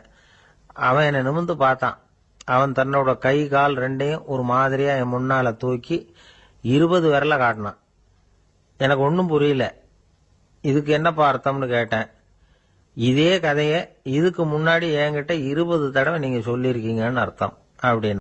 ஒரு நண்பர் அவசர அவசரமா என்கிட்ட ஓடி வந்தார். அப்புறம் சொன்னார், என்னால நம்பவே முடியல சார், என் பையனா இப்படி அப்படின்னு சொல்லி ஆச்சரியப்பட்டார். உங்க பையன் அப்படி என்னதான் செஞ்சுட்டான்னு கேட்டேன். என்னால முடியாத ஒரு காரியத்தை அவன் சுலபமா செஞ்சுட்டான் சார் அப்படின்னார். அது என்ன, உங்களால முடியாத காரியத்தை அவன் செஞ்சுட்டாங்கிறீங்க, அது என்ன காரியம்னு தான் சொல்லுங்களேன். என்ன, 5ஆம் வகுப்புல அவன் ஒரே தடவையில பாஸ் ஆயிட்டான் சார். அதாவது ஒரே அட்டம்ப்ட்ல பாஸ் ஆயிருக்கிறான் அப்படின்னார். மூச்சு வாங்க. கஷ்டப்பட்டு பரீட்சை எழுதினவன் அவன், இவருக்கு மூச்சு வாங்குது. நம்மால செய்ய முடியாத ஒரு காரியத்தை இன்னொருத்தர் செய்யும் போது அது நமக்கு ஆச்சரியமா தெரியுது. இப்ப சர்க்கஸ் பாக்குறோம், அங்க ஒருத்தர் அந்த இடத்துல தொங்குறார். அதை பாக்குறப்போ அது நமக்கு ஆச்சரியமா தெரியுது. ஏன்னா அது மாதிரி அந்த இடத்துல தொங்குறதுங்கிறது நம்மால முடியாத காரியம். நம்மால முடியாத ஒண்ண அடுத்த ஒருத்தர் ரொம்ப சுலபமா செய்யறப்போ நாம மருள்வது இயற்கை. இதைத்தான் தொல்காப்பியம் மருட்கை அப்படின்னு சொல்லுது. இந்த வியப்பு இருக்குதே, இது 4 வகையில ஏற்படுதான். அதையும் தொல்காப்பியம் தான் சொல்லுது. அது என்ன 4 வகை அப்படின்னா, முதல் வகை எப்படின்னா புதுமையான அரிய செயல்களை செய்வது. 2வது வகை என்னன்னா பெரிய செயல்களை செய்யறது. 3வது வகை எப்படின்னா மிக நுட்பமான செயல்களை செய்யறது. 4வது வகை ஆக்கம் தரும் செயல்களை செய்யறது. புதுமை, பெருமை, சிறுமை, ஆக்கமோடு மதினம் சாலா மருட்கை நான்கே அப்படிங்கிறது தொல்காப்பியம். இன்னைக்கு விஞ்ஞானம் புதுசு புதுசா எதையோ கண்டுபிடிச்சுக்கிட்டு இருக்குது. அந்த கண்டுபிடிப்புகளை எல்லாம் பார்க்கறப்போ ஆரம்பத்துல ஆச்சரியமா இருக்கு, அதுக்கப்புறம் நமக்கு பழகி போடுது. இப்போ வானொலி பெட்டி புதுசா வந்தப்போ அதை சுற்றி எவ்வளவு கும்பல், ஒரு பெட்டி பேசுது அப்படிங்கிறது எவ்வளவு வியப்புக்குரிய விஷயம். இப்ப யாரும் வானொலி பெட்டியை ரொம்ப ஆச்சரியத்தோட பாக்குறது இல்ல. வச்சிருந்தாதான் ஆச்சரியமா பார்ப்பாங்க சில பேர், இந்த காலத்துல இப்படி வச்சிருக்கிறாரேன்னு சொல்லி. மாறா அதை அலட்சியமாவும் பார்க்க ஆரம்பிச்சுட்டாங்க. மதினம் சாலா மருட்கை அப்படின்னு ஒரு சொற்றொடர் வருது பாருங்க, அதுல கருத்தாழம் உண்டு. எதை பத்தியும் போதுமான அளவு புரிஞ்சிக்காதப்போ ஒருத்தர் ஆச்சரியப்படுறார், புரிஞ்சுகிட்டதுக்கு அப்புறம் ஆச்சரியம் மறைஞ்சு போடுது. மிக நுட்பமான செயல்களும் நம்மளை ஆச்சரியப்பட வைக்குது. ஒரு அரிசியில ஒரு திருக்குறள் எழுதி காட்டுறாங்க, ஒரு முட்டை ஓட்டுக்குள்ள ஓவியம் தீட்டி காட்டுறாங்க. கருங்கல் சிற்பங்கள்ல எவ்வளவு நுட்பமான வேலைப்பாடுகள், அதையெல்லாம் பார்த்து ஆச்சரியப்படுறோம். இது மாதிரியே ஆக்கப்பூர்வமான செயல்களும் நம்மளை வியப்பில் ஆழ்த்தும். குப்பை கூலங்களை கூட வாழ்க்கைக்கு பயன்படுகிற பொருளா மாற்றுகிறவர்கள் இருக்கிறாங்க. அவங்களுடைய செயல் நமக்கு ஆச்சரியத்தை தருது. இடைக்காட்டு சித்தர்னு ஒருத்தர் இருந்தார். அவர் பாடிய மூவடி 30ங்கிற நூல்ல ஒரு பாட்டு வருது.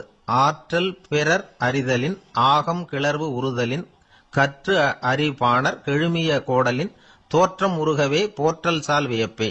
ஒருத்தருடைய ஆற்றல் தெரியாமல் இருந்தது, அவருடைய அரிய செயல்களை பார்க்கும் பொழுது வியப்பா இருந்தது, மனசுக்குள்ள கிளர்ச்சி.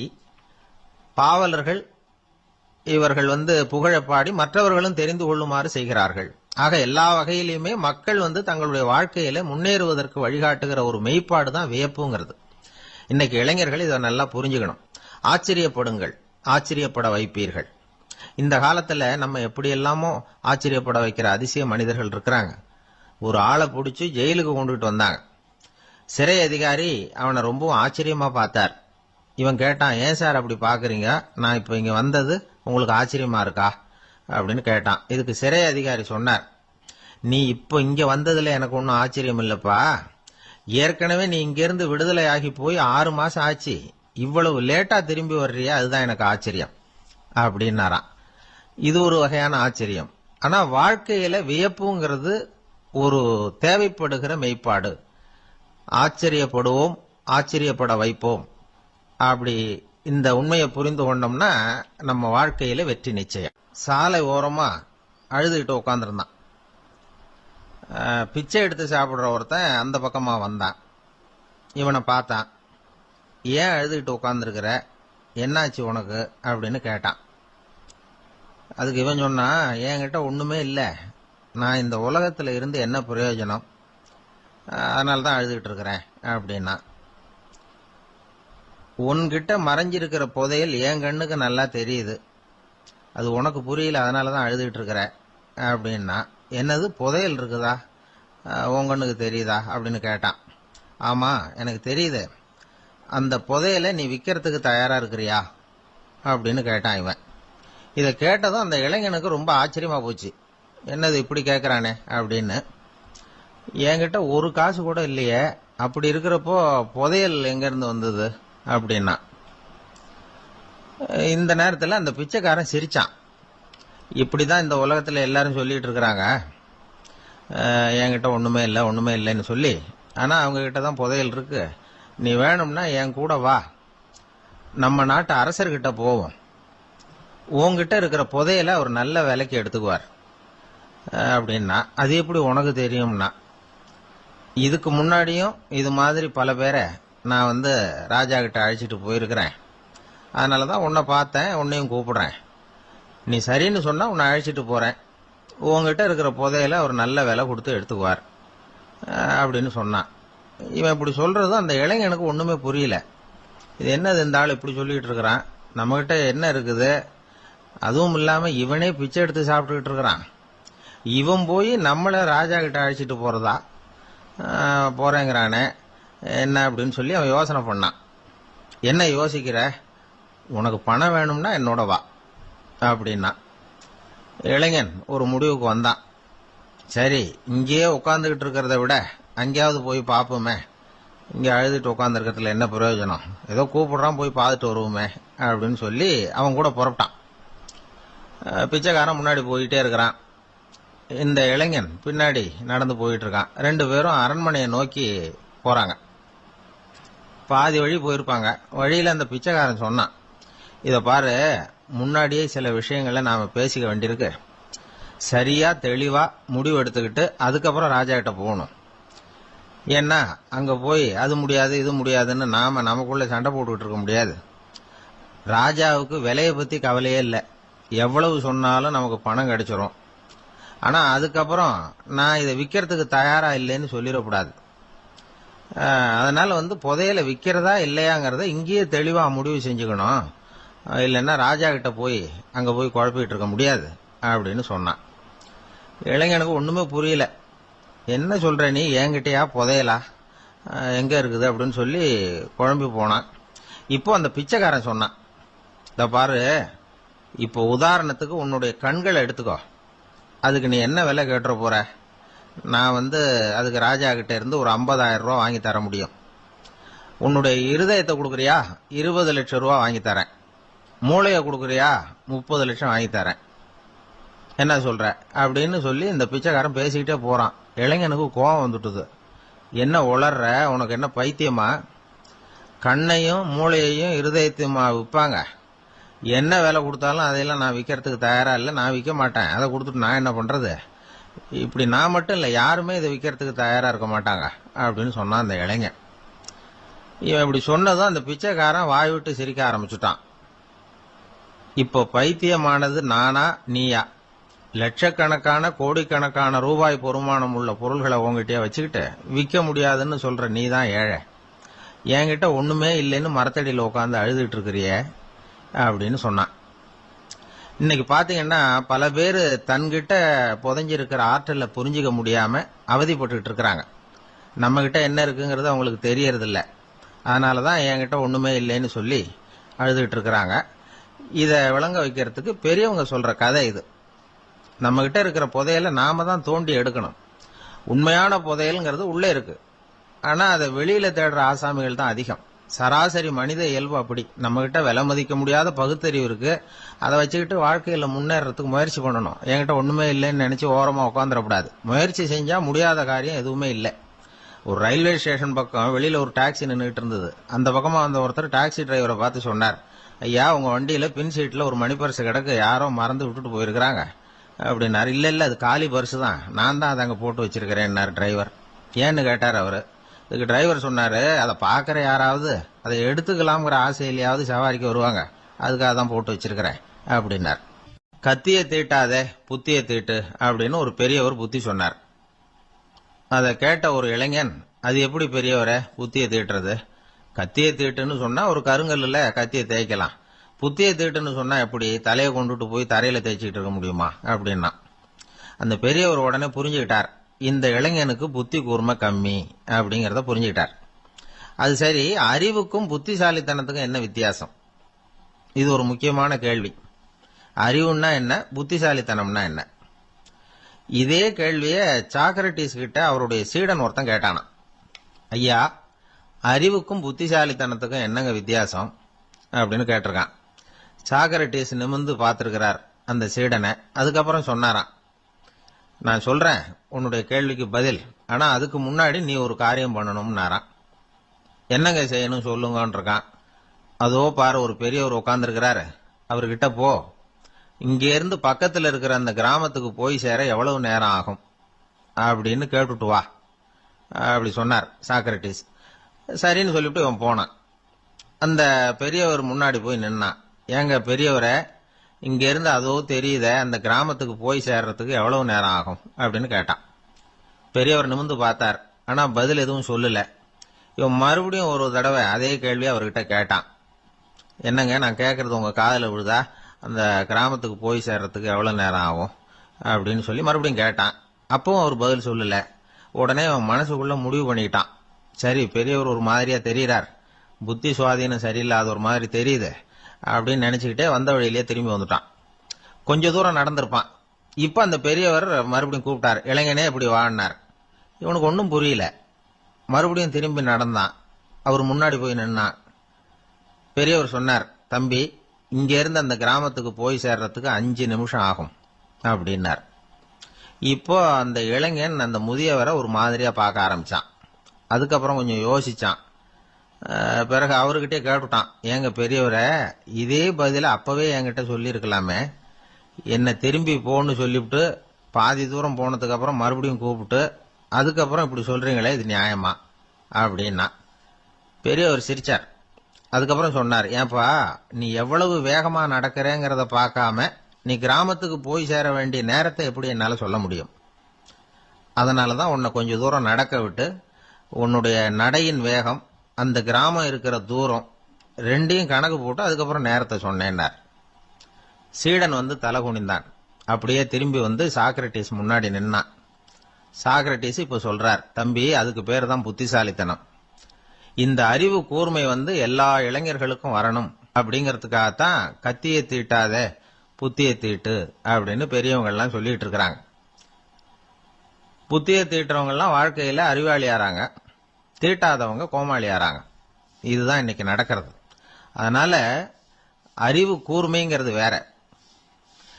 இந்த காலத்து ஆசாமி ஒருத்தர் இன்னொருத்தரை பார்த்து கேட்டார், ஏங்க, ஒரு விமானம் இங்கிருந்து புறப்பட்டு 2 மணி நேரத்துல மதுரைக்கு போய் சேருது.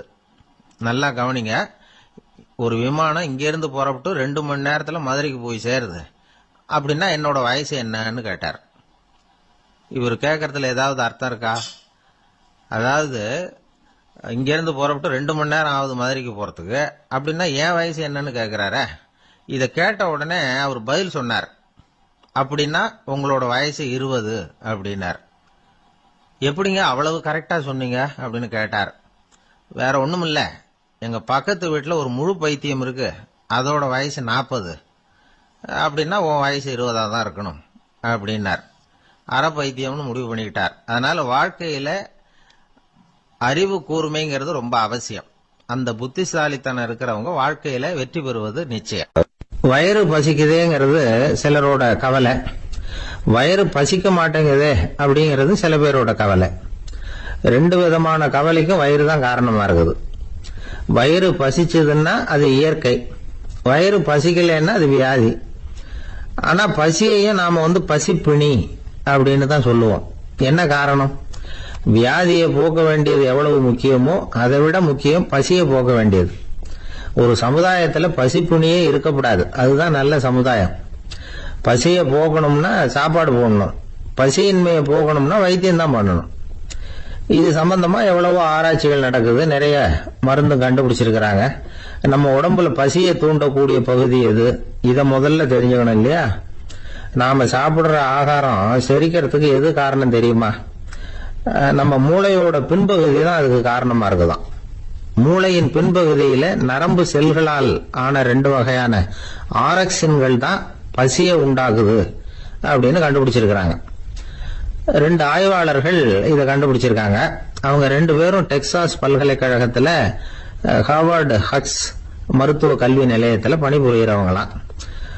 உண்பது தேவைங்கிறது உணரப்படும் போது மூளையின் அந்த குறிப்பிட்ட பகுதி ஆரக்சின் அப்படிங்கிற ஹார்மோன்களை சுரக்கும். அது பசி உணர்வை தூண்டும் அப்படிங்கிறது தான் அந்த ஆய்வாளர்களின் கண்டுபிடிப்பு. இந்த ஆரக்சின் வேற சில உயிரினங்கள்லயும் உண்டு. இப்ப எலிகள்ல கூட இது இருக்குது. அதனால எலிகளை வச்சு இது சம்பந்தமா ஆராய்ச்சி பண்ணாங்க. எலிகள் உடம்புல ஆரக்சினை செலுத்தி பார்த்தாங்க. உடனே என்னாச்சு தெரியுமா? அந்த எலியெல்லாம் பசியால துடிக்க ஆரம்பிச்சுட்டுது. எதையாவது தின்னு பசியை தீர்த்தா போதுங்கிற அளவுக்கு அந்த எலிகள்லாம் அல்லாட ஆரம்பிச்சுட்டுது. இயல்பா சாதாரணமா அந்த எலிகள் எவ்வளவு சாப்பிடுமோ அது மாதிரி 8 முதல் 10 மடங்கு அதிகமான ஆகாரத்தை 1 மணி நேரத்துக்குள்ள சாப்பிட்டு தீர்த்துட்டுதான். சில எலிகளின் மூளையில இந்த ஆரக்சின் அளவை கட்டுப்படுத்தி பார்த்திருக்கிறாங்க. உடனே என்னாச்சு தெரியுமா? அதெல்லாம் சாப்பாட்டை கண்டா முகத்தை திருப்பிட்டு போக ஆரம்பிச்சுட்டுதான். அந்த எலிகளுக்கு பசி எடுக்கலையா. இந்த ஆராய்ச்சியின் அடிப்படையில பசி எடுக்காமல் இருக்கிற மனிதர்களுக்கும் பசியை தூண்ட முடியும் அப்படின்னு சொல்லி ஆராய்ச்சியாளர்கள் தெரிவிச்சிருக்கிறாங்க. ஆக ஆரக்சின் தான் பசிக்கு காரணம்ங்கிறது தெரிஞ்சு போச்சு. சரி, இந்த ஆரக்சின் அப்படின்னா என்ன? அது ஒரு கிரேக்க சொல். அதுக்கு பசின்னு அர்த்தம். நம்ம ஆளுங்களுக்கெல்லாம் பசியை தூண்டுறதுக்கு மருந்து தேவையில்லை, பசியை குறைக்கிறதுக்கு தான் மருந்து தேவை. ஒரு அம்மா டாக்டர் தேடி வந்தாங்களாம். டாக்டர், எங்க வீட்டுக்காரருக்கு திடீர்னு அகோர பசி, நிறைய சமைச்சு போடுறேன், அவ்வளவையும் சாப்பிட்டுட்டு கீழே கிடக்கிற குப்பை கூலங்களையும் எடுத்து சாப்பிட ஆரம்பிச்சுடுறார், என்னன்னு கவனிச்சு பாருங்க அப்படின்னாங்களாம்.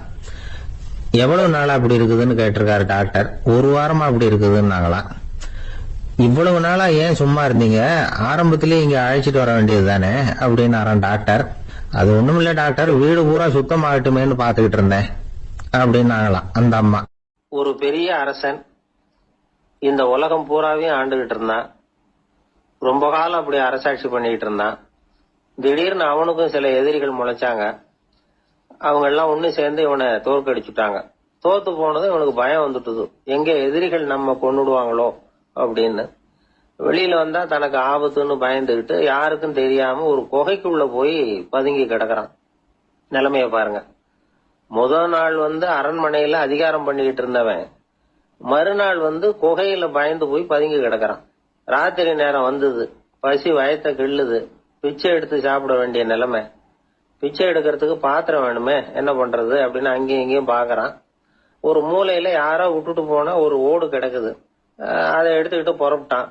இருட்டுல வழி புரியல, ஏதோ ஒரு யூகத்துல காலை மெதுவா எடுத்து வச்சு நடந்து போயிட்டு இருக்கிறான். வழியில ஒரு கருப்பு நாய் படுத்து கிடந்தது. இருட்டுல அவன் இது கண்ணுக்கு சரியா தெரியல, அவனுக்கு தவறி போய் காலை வச்சுட்டான். அது மேல நாய் சும்மா இருக்குமா, வள்ளுன்னு உழுந்து கடிச்சு விட்டுது. காலை பாக்குறான், காலத்தையும் நினைச்சு பாக்குறான். அரண்மனையில வீரக்கழல் அணிந்த காலை உடைய மன்னா அப்படின்னு புகழ்வாங்களே புலவர்கள்லாம், ஆனா அது இன்னைக்கு நாய் கடிச்ச காலம் ஆயிட்டுதே அப்படின்னு நினைக்கிறான். அது மட்டும் இல்ல, முன்னாடி எல்லாம் பொற்கிண்ணங்கள்ல தான் அவன் சாப்பிடுவான். ஆனா இப்போ உடைஞ்சு போன ஓட்டு, அது ஓட்டை கையில வச்சுக்கிட்டு நிக்கிறான். அதுல ஏதாவது யாராவது சாப்பாடு போடுவாங்களான்னு. முன்னாடி எல்லாம் நிறைய பேர் அரண்மனைக்கு வருவாங்க, அரசருக்கு காணிக்கைன்னு சொல்லி இவன் காலடியில கொண்டாந்து கொட்டுவாங்க. அப்போலாம் இவன் அந்த ஜனங்களுடைய முகத்தை திரும்பி கூட பாக்குறது இல்ல, ரொம்ப கர்வமா உட்காந்துருப்பான். அதே ஆளு இன்னைக்கு எல்லார் கண்ணிலையும் படுறது மாதிரி பிச்சை எடுத்துக்கிட்டு இருக்கிறான். அப்போலாம் காணிக்கைகளை தன்னுடைய கையால வாங்குறது தனக்கு கௌரவ குறைச்சல்னு நினைச்சு தன்னுடைய வேலைக்காரங்களை விட்டுதான் அதை வாங்க சொல்லுவான். இப்ப பாத்தீங்கன்னா அவனே தன் கையாலேயே பிச்சை வாங்குறான். நினைச்சு பாருங்க, அந்த மனுஷன் நாள் அரசன், மறுநாள் பிச்சைக்காரன். எவ்வளவு வித்தியாசம். செல்வம் தான் இப்படி ஒரு வித்தியாசம் ஏற்படுறதுக்கு காரணம். அப்படிப்பட்ட செல்வம் வாழ்க்கையை நடத்துறதுக்கு நமக்கு தேவைதான். ஆனா அதையே நாம அடைய வேண்டிய பயனா நினைக்கிறோம் பாருங்க, அதுதான் வேடிக்கை. இத நம்மாழ்வார் அழகா ஒரு பாசுரத்துல சொல்றார். ஒரு நாயகமாய் ஓட உலகுடன் ஆண்டவர், கருணாய் கவர்ந்த காலர், சிதைகிய பானையர், பெருநாடு காண இம்மையிலே பிச்சைதாம் கொள்வர், திருநாரணன் தாழ் காலம் பெற சிந்தித்து உய்மினோ அப்படிங்கிறார் நம்மாழ்வார். ஒரு பெரிய பணக்காரர் ஒரு துறவிகிட்ட போய், சாமி என்கிட்ட நிறைய பணம் இருக்கு, இருந்தாலும் நிம்மதி இல்ல, என்னால நிம்மதியா இருக்க முடியல, என்ன காரணம்னு கேட்டாராம். உடனே அந்த துறவி இதுக்கு நேரடியா பதில் சொல்லாம பக்கத்துல நின்றுகிட்டு இருந்த ஒரு குழந்தைய கூப்பிட்டார். அது ஓடியாந்தது. ஒரு ஆப்பிள் பழத்தை எடுத்து அது கையில கொடுத்தார். அதை வாங்கிட்டு குழந்தை சிரிச்சுது. இன்னொரு பழத்தை எடுத்து கொடுத்தார், அதை இன்னொரு கையில வாங்கிட்டு சிரிச்சுது. மூணாவது ஆப்பிள் எடுத்து கொடுத்தார். 2 பழத்தையும் நெஞ்சில் அணைச்சிக்கிட்டு 3வது பழத்தையும் வாங்கறதுக்கு முயற்சி பண்ணிச்சு. ஆனா அது உடனே நழுவி கீழே விழுந்து உருண்டு ஓடிச்சு. ஏற்கனவே இருந்ததும் விழுந்துட்டுது. இப்ப அந்த குழந்தை அழ ஆரம்பிச்சுட்டுது. இப்ப அந்த துறவி பணக்காரர்கிட்ட சொன்னாராம், குழந்தைய கவனிச்சியா, 2 ஆப்பிள் போதும்னு அது நினைச்சிருந்தா இப்போ அது அழ வேண்டிய அவசியம் வந்திருக்குமா அப்படின்னாராம். எதுவுமே அளவுக்கு மிஞ்சினா துன்பம்தான். இந்த காலத்துல இதெல்லாம் யாரு காதுல வாங்குறாங்க? ஒருத்தனை நல்ல வழிக்கு கொண்டு வரணும்னு நினைச்சு அவனை கூப்பிட்டு உட்கார வச்சு இந்த கதையை சொல்லிட்டு இருந்தாங்க. சொல்லிவிட்டு அந்த குழந்தை செஞ்சது தப்பு தானே அப்படின்னு கேட்டிருக்கிறாங்க. ஆமா, தப்புதான், நானா இருந்தா அப்படி செஞ்சிருக்க மாட்டேன் நானா. இவன் 2 பழமே போதும்னு சொல்லிருப்பியா அப்படின்னு கேட்டிருக்காங்க.